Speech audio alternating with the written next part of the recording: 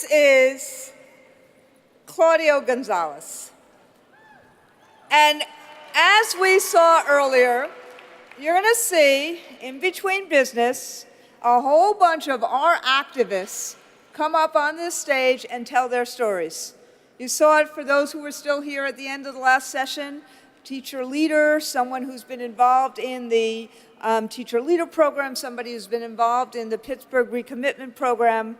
And now this, I guess I have to be really careful, this wonderful young man who has an amazing story to tell. But we have been organizing graduate workers. They're not just students, they actually are, with adjuncts, the backbone these days of so many of our colleges and universities. They do a lot of the teaching, a lot of the support, a lot of the research, and as you can imagine, they don't get either paid enough or the security they need. But Claudio is one of those amazing activists, and he has a story that you will want to hear. Thank you, Claudio.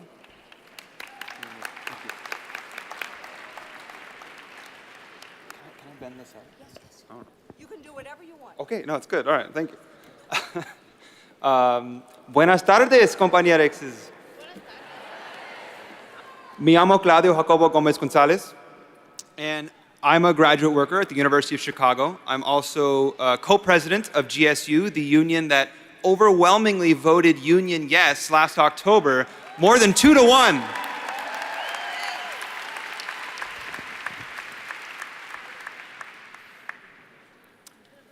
Before we start, actually, you all like unions, right?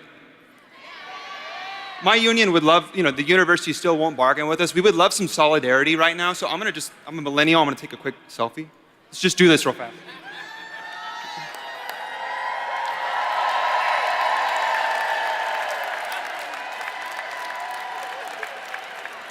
Fabulous. Y'all are great.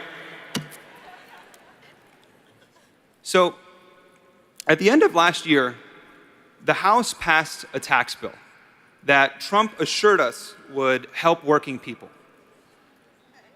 Now, my base salary as a grad employee is about $28,000. I pay $2,200 in taxes.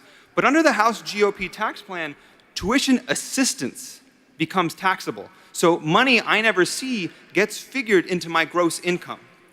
Now, all told, I'd get taxed as someone making $98,000 a year.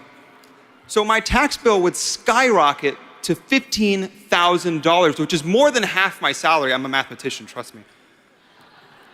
Now, I already live frugally.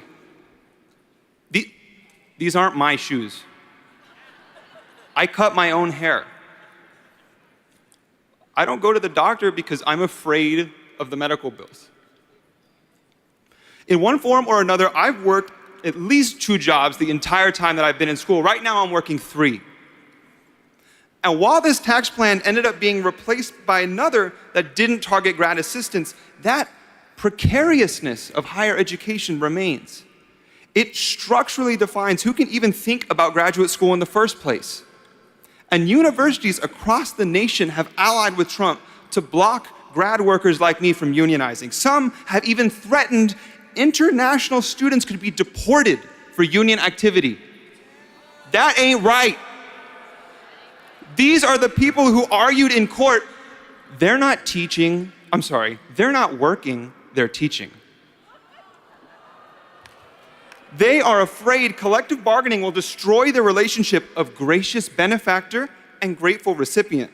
But that's why my tuition assistance exists, for the GOP to tax it in the first place, so the university can pretend it invests $500,000 per grad, erase our essential labor, and argue that we should be thankful for what we get.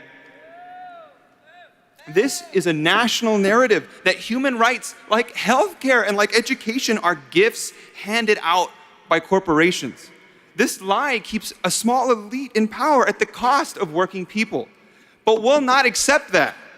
GSU, will win recognition and a fair contract. We will redefine education as a right for all people, and organized labor will build a better future.